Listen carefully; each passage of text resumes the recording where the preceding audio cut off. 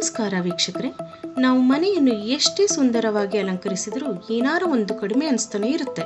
ನಿರಂತರವಾಗಿ ಏನಾದರೂ ಮಾಡ್ತಲೇ ಇರ್ತೀವಿ.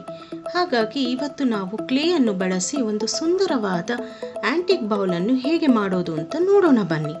ಸಿರಿ ವೀಕ್ಷಕರಿಗೆ ನಮಸ್ಕಾರ. ನಾನು ಕವಿತಾ ರಾಜೇಶ್. ಇವತ್ತು ನಾನು ಕ್ಲೇ ಯೂಸ್ ಮಾಡಿಕೊಂಡು ಆ್ಯಂಟಿಕ್ ಬೌಲನ್ನು ಹೇಗೆ ಮಾಡೋದನ್ನು ಹೇಳ್ಕೊಡ್ತಾ ಇದ್ದೀನಿ. ಆ್ಯಂಟಿಕ್ ಬೌಲ್ ಮಾಡೋದಕ್ಕೆ ಬೇಕಾಗಿರೋ ಮೆಟೀರಿಯಲ್ಲು ಈ ಕ್ಲೇ ಬೇಕಾಗುತ್ತೆ, ಮತ್ತು ಟಾಲ್ಕಮ್ ಪೌಡರ್ ಬೇಕಾಗುತ್ತೆ, ಬಲೂನ್ ಒಂದು ಬೇಕಾಗುತ್ತೆ, ಮತ್ತು ಮೆಟಾಲಿಕ್ ಕಲರ್ಸು, ಬ್ರಷಸ್ಸು ಇಷ್ಟು ಬೇಕಾಗುತ್ತೆ. ಆ್ಯಂಟಿಕ್ ಬೌಲ್ ಮಾಡೋದಕ್ಕೆ ನಾನು ಮೊದಲಿಗೆ ಕ್ಲೇನ ತಗೊಳ್ತಾ ಇದ್ದೀನಿ. ಈ 2 ಕಲರ್ ಬರುತ್ತೆ, ಇದೆರಡು ನಾವು ಮಿಕ್ಸ್ ಮಾಡಬೇಕು. ಅದಕ್ಕೆ ಟಾಲ್ಕಮ್ ಪೌಡರ್ ಸ್ವಲ್ಪ ತಗೊಂಡು ಕೈಯಲ್ಲಿ ಹಾಕ್ಕೊಂಡು ಇದನ್ನು ಫುಲ್ಲು ಹಿಂಗೆ ಮಾಡಬೇಕು. ಇದು ಒಂದೇ ಕಲರ್ ಬರೋ ತನಕ ನೀಟಾಗಿ ಈ ಥರ ಮಾಡಬೇಕು. ಸಾಫ್ಟ್ ಆಗೋ ತನಕ ಮಾಡ್ತಾನೆ ಇರಬೇಕು. ಇದನ್ನು ಬೇಗ ಮಾಡಬೇಕಾಗುತ್ತೆ, ಯಾಕಂದರೆ ಇದು ಬೇಗ ಸೆಟ್ ಆಗಿಬಿಡುತ್ತೆ. ಅದರಿಂದ ನಾವು ಇದನ್ನು ಎರಡನ್ನೂ ಮಿಕ್ಸ್ ಮಾಡಿಬಿಟ್ಟು ಒಂದೇ ಕಲರ್ ಬರೋ ತನಕ ನಾವು ಈ ಥರನೇ ಮಾಡ್ತಾನೆ ಇರಬೇಕು. ಮಾಡಾದಮೇಲೆ ನೋಡಿ ಈ ಥರ ಬರುತ್ತೆ. ಎಲ್ಲ ಒಂದಾಗಿ ಆಗಿದ ತಕ್ಷಣ, ಮಿಕ್ಸ್ ಆಗಿದ ತಕ್ಷಣ ಬ್ಲ್ಯಾಕಾಗಿ ಟರ್ನ್ ಆಗುತ್ತೆ. ಆವಾಗನೇ ಇದು ಕರೆಕ್ಟಾಗಿ ಮಿಕ್ಸ್ ಆಗಿದೆ ಅಂತ ಅರ್ಥ. ಇದನ್ನು ನಾನು ಲೇಯರಾಗಿ ಮಾಡ್ತಾಯಿದ್ದೀನಿ. ನೋಡಿ ಈ ಥರ ಹೀಗೆ ಆಗಿದ ತಕ್ಷಣ ನಾನೇನು ಮಾಡ್ತಾಯಿದ್ದೀನಿ, ಒಂದೊಂದು ರೌಂಡಾಗಿ ಮಾಡ್ಕೊಳ್ತೀನಿ. ನೋಡಿ ಈ ಥರ ಮಾಡ್ಕೊಳ್ತೀನಿ. ಇದನ್ನು ಸ್ವಲ್ಪ ಎತ್ಕೊಂಡು ಈ ಥರ ಮಾಡ್ಕೋಬೇಕಾಗುತ್ತೆ. ಇದನ್ನು ಈ ಥರ ಲಾಂಗಾಗಿ ಈ ಥರ ಮಾಡಬೇಕು. ಮಾಡಿಬಿಟ್ಟು ಸ್ವಲ್ಪ ತಗೊಂಡು ನೋಡಿ ಇದನ್ನು ಈ ಥರನೇ ರೋಲ್ ಮಾಡಬೇಕು. ಒಂದೇ ಈವನಾಗಿ ಬರಬೇಕು. ನಾನು ಇವಾಗ ಫಸ್ಟು ಸ್ಟಾರ್ಟಿಂಗ್ ಮಾಡೋದು ಈ ಥರ ಮಾಡ್ತಾಯಿದ್ದೀನಿ, ಲಾಂಗಾಗಿ ಮಾಡ್ತಾಯಿದ್ದೀನಿ. ನಮಗೆ ಎಷ್ಟು ಲೆಂತ್ ಬೇಕೋ ಅಷ್ಟು ದೊಡ್ಡದು ಮಾಡ್ಕೋಬೋದು. ನೋಡಿ ಇದನ್ನು ಈ ಥರ ಮಾಡಿದ ತಕ್ಷಣ, ಇದು ಹಾರ್ಡ್ ಕ್ಲೇನಲ್ಲೇ ಜಾಸ್ತಿ ಡಿಫ್ರೆಂಟ್ ಟೈಪ್ಸ್ ಇದೆ. ಆದರೆ ನಾನು ಇವಾಗ ಯೂಸ್ ಮಾಡ್ತಾ ಇರೋದು ಹಾರ್ಡ್ ಕ್ಲೇ. ಇದನ್ನು ಈ ಥರ ಮಾಡಿದ ತಕ್ಷಣ ನೋಡಿ ಈ ಥರ ಬ್ಲ್ಯಾಕಾಗಿ ಬಂದುಬಿಡುತ್ತೆ. ಈಗ ಆಗಿದ ತಕ್ಷಣ ಸ್ವಲ್ಪ ನಾನು ತಗೊಳ್ತೀನಿ. ಇದು ಅಪ್ಪರ್ ಪೋರ್ಷನ್ಗೆ ಬೇಕಾಗುತ್ತೆ. ಇದನ್ನು ಸ್ವಲ್ಪ ಲಾಂಗಾಗಿ ಲೆಂತಿಯಾಗಿ ಮಾಡ್ಕೋಬೇಕು. ಇದು ರಿಂಗ್ ಥರ ಮಾಡ್ತಾಯಿದ್ದೀನಿ ಫಸ್ಟು. ಈ ಕ್ಲೇನಲ್ಲೇ ನಮಗೆ ಜಾಸ್ತಿ ವೆರೈಟೀಸ್ ಇದೆ. ನಾನು ತಗೊಂಡಿರೋದು ಹಾರ್ಡ್ ಕ್ಲೇ. ಇದು ಬೇಗ ಸೆಟ್ ಆಗಿಬಿಡುತ್ತೆ. ತುಂಬ ಮೆಟಾಲಿಕ್ ಎಫೆಕ್ಟ್ ಕೊಡುತ್ತೆ ಇದು. ಅದರಿಂದ ನಾವು ಏನು ಮಾಡಬೇಕು, ಬೇಗ ಮಾಡಬೇಕಾಗುತ್ತೆ. ನೋಡಿ ಇಷ್ಟು ಲೆಂತ್ ತಗೊಂಡಿದ್ದೀನಿ. ಇವಾಗ ಇದು ತಗೊಂಡು ಬಲೂನ್ನ ನಾನು ಯೂಸ್ ಮಾಡ್ತಾಯಿದ್ದೀನಿ. ಈ ಬಲೂನ್ನ ಏನಾದರೂ ಒಂದು ಗ್ರಿಪ್ ಥರ ಈ ಥರ ಇಟ್ಕೊಂಡು ಅದಕ್ಕೆ ಮೇಲೆ ನಾನು ಸ್ವಲ್ಪ ಟಾಲ್ಕಮ್ ಪೌಡರ್ ಹಾಕ್ತಾಯಿದ್ದೀನಿ. ಯಾಕಂದರೆ ಇದು ತುಂಬ ಬೇಗ ಅಂಟ್ಕೊಳ್ಳುತ್ತೆ. ಅದರಿಂದ ಅದು ಅವಾಯ್ಡ್ ಮಾಡೋದಕ್ಕೋಸ್ಕರ ನಾನು ಪೌಡರ್ ಹಾಕ್ಕೊಂಡಿದ್ದೀನಿ. ಇವಾಗ ಇದನ್ನು ನಾನು ಮಾಡಿದ್ದೀನಲ್ಲ, ಇದನ್ನು ಇದ್ರ ಮೇಲೆ ಹಿಂಗೆ ಹಾಕ್ಕೊಳ್ಳಿ. ಇದೇ ಫಸ್ಟ್ ಸ್ಟೆಪ್ಪು. ಈ ಥರ ಹಂಗೆ ಹಾಕ್ಕೊಳ್ಳಿ. ಇದನ್ನು ನಾವು ಥರ್ಮೋಕೋಲ್ ಬಾಲ್ನ ಯೂಸ್ ಮಾಡಿನೂ ಮಾಡ್ಬೋದು. ಆದರೆ ಅದಕ್ಕಿಂತ ಇದು ಬೇಗ ನಾವು ಮಾಡಿದ ತಕ್ಷಣ ಇದನ್ನು ಫಿನಿಶಿಂಗ್ ಪರ್ಫೆಕ್ಟಾಗಿ ಬರುತ್ತೆ. ಅದಕ್ಕೇ ನಾನು ಇದನ್ನು ಸೆಲೆಕ್ಟ್ ಮಾಡಿದ್ದೀನಿ. ಮತ್ತು ನೋಡಿ ಇನ್ನೂ ಸ್ವಲ್ಪ ತಗೊಂಡು ಇದನ್ನು ಸ್ವಲ್ಪ ತಗೊಂಡು ಈ ಥರ ಮಾಡಿ. ನೀವು ಎಷ್ಟು ತಿನ್ನಾಗಿ ಮಾಡ್ತೀರೋ ಅಷ್ಟೂ ಚೆನ್ನಾಗಿ ಬರುತ್ತೆ, ನೀಟಾಗಿ ಬರುತ್ತೆ. ತುಂಬ ತಿನ್ನಾಗಿ ಮಾಡೋಕ್ಕೆ ಹೋಗಬೇಡಿ. ನೋಡಿ ಈ ಥರ ಮಾಡಿಬಿಟ್ಟು ಒಂದು ರೌಂಡ್ ಥರ ನೋಡಿ ಈ ಥರ ಹಿಂಗೆ ಮಾಡಿಬಿಟ್ಟು ಇದನ್ನು ಇಲ್ಲಿ ಸ್ಟಿಕ್ ಮಾಡಿಬಿಡಿ. ಯಾವ ಥರ ಆದರೂ ನಾವು ಸ್ಟಿಕ್ ಮಾಡ್ಬೋದು, ಯಾವ ಶೇಪಲ್ಲಾದರೂ ಇದ್ರೂ ಫಿನಿಶಿಂಗ್ ಆದರೆ ತುಂಬ ಪರ್ಫೆಕ್ಟಾಗಿ ಬರುತ್ತೆ. ನೋಡಿ ಈ ಥರ ಸ್ವಲ್ಪ ಒಂದೊಂದು ಲೇಯರಾಗಿ ನಾವು ಮಾಡ್ಕೊಂಡು ಹೋಗಬೇಕು. ನೋಡಿ ಇದನ್ನು ಹಿಂಗೆ ಇಟ್ಬಿಟ್ಟು ಇದ್ರ ಮೇಲೆ ಹಿಂಗೇ ಮಾಡ್ಬೋದು. ದೊಡ್ಡದು ಚಿಕ್ಕದು ಅಂತ ಏನಿಲ್ಲ, ನಾವು ಯಾವ ಥರ ಆದರೂ ಮಾಡ್ಬೋದು. ಅದು ಸೆಟ್ ಆಗಿದ ತಕ್ಷಣ ಅದು ಈಕ್ವಲಾಗಿ ಈವನಾಗಿ ಕಾಣುತ್ತೆ. ನೋಡಿ ಈ ಥರ ಸ್ವಲ್ಪ ತಗೊಂಡು ಮಾಡಬೇಕು. ಯಾಕಂದರೆ ಒಂದೇ ಸತ್ತೆ ಹಾಕೋಕ್ಕೆ ಆಗಲ್ಲ. ಸ್ವಲ್ಪನೇ ಈ ಥರ ಮಾಡಿ ಫಸ್ಟು ಈ ಥರ ಸ್ಟಿಕ್ ಮಾಡಿಕೊಂಡ್ರೆ ನಿಮಗೆ ಕನ್ಫರ್ಮ್ ಆಗಿಬಿಡುತ್ತೆ ಈ ರೌಂಡು. ಇಲ್ಲಿ ಸ್ಟಿಕ್ ಮಾಡಿಬಿಡಿ. ಇಲ್ಲಿ ಸ್ವಲ್ಪ ಪ್ರೆಸ್ ಮಾಡಿದ್ರೆ ಸಾಕು, ಅದೇ ಆಟೋಮೆಟಿಕ್ಕಾಗಿ ಅಂಟ್ಕೊಳ್ಳುತ್ತೆ. ಈ ಥರ ಮಾಡಿ. ನಾವು ಯಾವ ಥರ ಶೇಪ್ ಅಂತ ಹೇಳಿದ್ರೂ ಎಸ್ ಥರನೂ ಮಾಡ್ಕೋಬೋದು. ನಮಗೆ ಇಷ್ಟ ಬಂದ ಶೇಪಲ್ಲಿ ಮುಖ್ಯದಲ್ಲಿ ನಮಗೆ ಇದು ಬೌಲ್ ಥರ ಕಾಣಬೇಕು ಅಷ್ಟೇ ನಮಗೆ ಬೇಕಾಗಿರೋದು. ನಾವು ಗ್ಲೂನು ಯೂಸ್ ಮಾಡಬೇಕಾಗಿ ಅವಶ್ಯಕತೆ ಇಲ್ಲ. ಬರೀ ಇದರಲ್ಲೇ ನಾವು ಅದು ಸೆಟ್ ಆಗೋಕ್ಕೆ ಮುಂಚೆನೇ ನಾವು ಈ ಥರ ಮಾಡಿ ನಮಗೆ ಎಷ್ಟು ಬೇಗ ಆಗುತ್ತೋ ಅಷ್ಟು ಬೇಗ ಮಾಡಿಬಿಡಿ. ಒಂದು ಲೈನ್ ಆಗಿದ ತಕ್ಷಣವೇ ಇದು ಒಣಗಿಬಿಡುತ್ತೆ. ಇದು ಫಸ್ಟ್ ಲೈನೇ ತುಂಬ ಕಷ್ಟ ಆಗಿರುತ್ತೆ. ಸೆಕೆಂಡ್ ಲೈನಿಂದ ತುಂಬ ಈಸಿಯಾಗಿ ಬಂದುಬಿಡುತ್ತೆ ನಿಮಗೆ. ಇದು ಸೆಟ್ ಆಗೋಕ್ಕೆ ಸ್ವಲ್ಪ ಕಷ್ಟ ಆಗುತ್ತೆ ಫಸ್ಟ್ ಲೈನು. ಈವನಾಗಿ ಮಾಡಿದ್ರೂ ತುಂಬ ಚೆನ್ನಾಗಿರುತ್ತೆ. ನೋಡಿ ಈ ಥರ ಮಾಡಿಬಿಟ್ಟು ಇದಕ್ಕೆ ಸ್ಟಿಕ್ ಮಾಡಿಬಿಡಿ.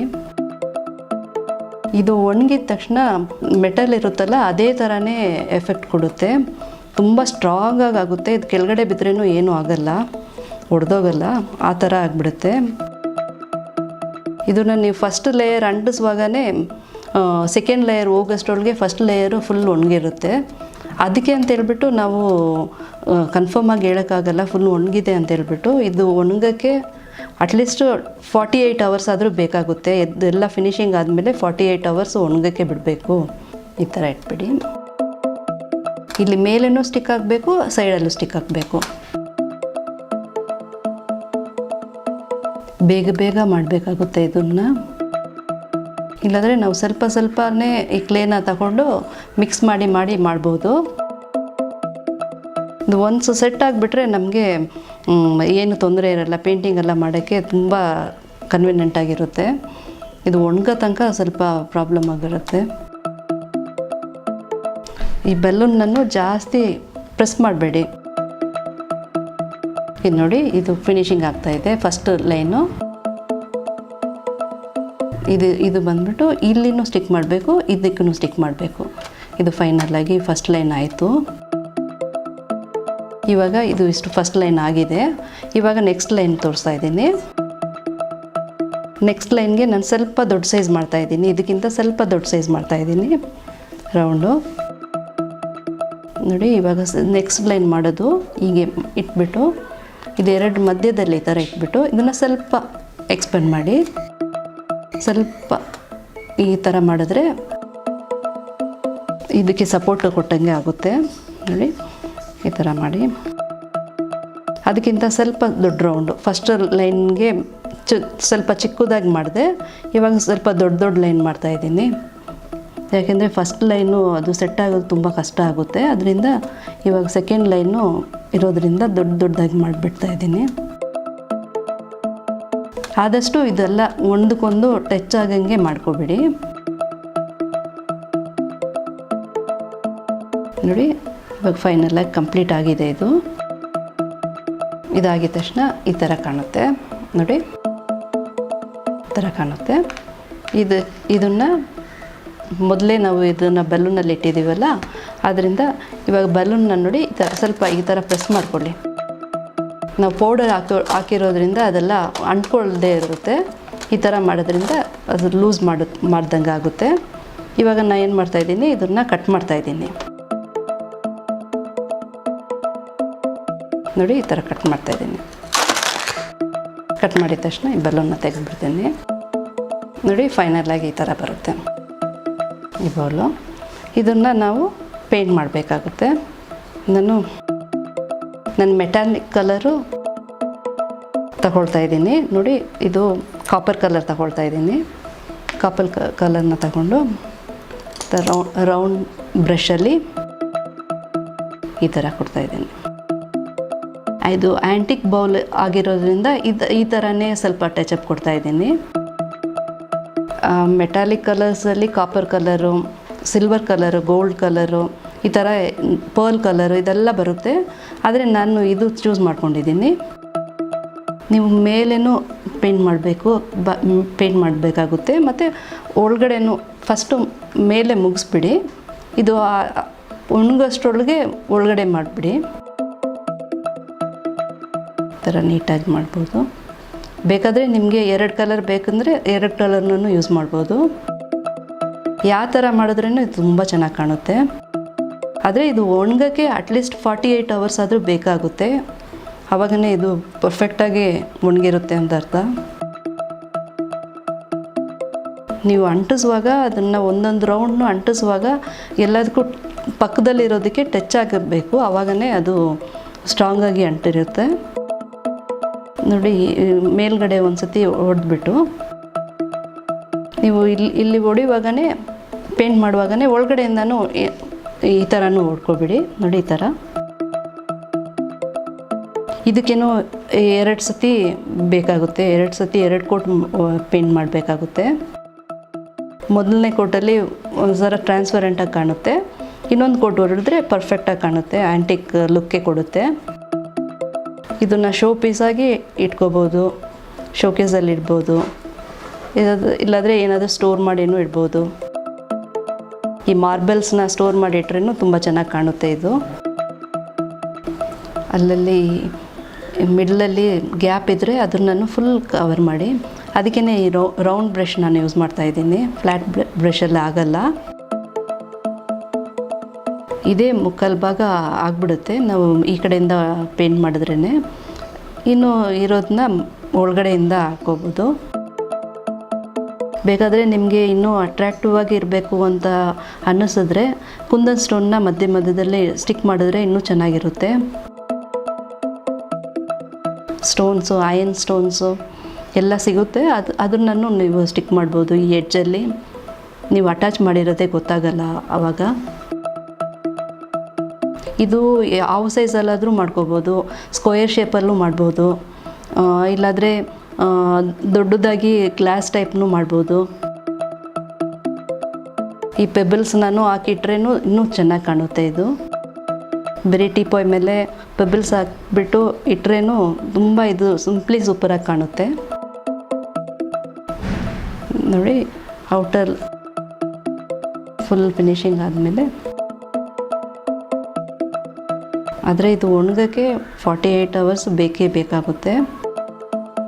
ಇಲ್ಲಾಂದರೆ ಆವಾಗ ಒಂಥರ ಲೂಸಾಗಿ ಇರುತ್ತೆ, ಸರಿಯಾಗಿ ಒಣಗಲಿಲ್ಲ ಅಂತ ಹೇಳಿದ್ರೆ. ಅದು ಒಣಗಿದ ಮೇಲೆ ಮೆಟಲ್ ಥರನೇ ಆಗಿಬಿಡುತ್ತೆ ಫುಲ್ಲು. ಈಗ ಇದು ಫಿನಿಶಿಂಗ್ ಆಗಿದೆ ನೋಡಿ, ಈ ಥರ ಕಾಣುತ್ತೆ. ಫಿನಿಶಿಂಗ್ ಆಗಿದ ತಕ್ಷಣ ಈ ಥರ ಕಾಣುತ್ತೆ. ಬೇಕಾದರೆ ನಿಮ್ಮ ಮಧ್ಯದಲ್ಲಿ ಸ್ಟೋನ್ಸ್ನೂ ಸ್ಟಿಕ್ ಮಾಡ್ಬೋದು ಇದರಲ್ಲಿ. ನೋಡಿ, ಫೈನಲ್ಲಾಗಿ ಈ ಥರ ಅದು 48 ಅವರ್ಸ್ ಒಣಗಿದ ತಕ್ಷಣ ಈ ಥರ ಕಾಣುತ್ತೆ.